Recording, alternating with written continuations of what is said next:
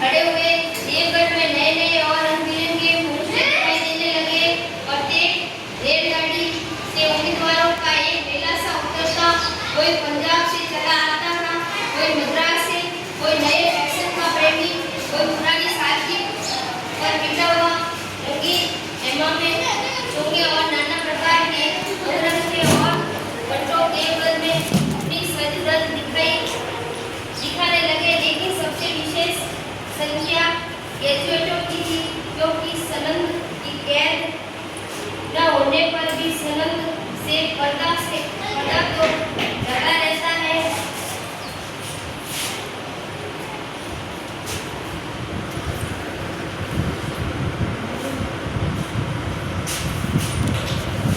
सरदार सुजान सिंह ने इस महानुभावों के आदर सत्कार का बड़ा अच्छा प्रबंध कर दिया।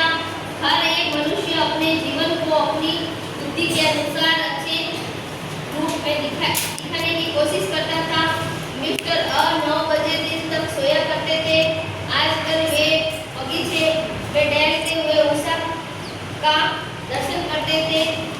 मिस्टर 10 और ज से उनके घरों पर नौकरों की नाक में दम था।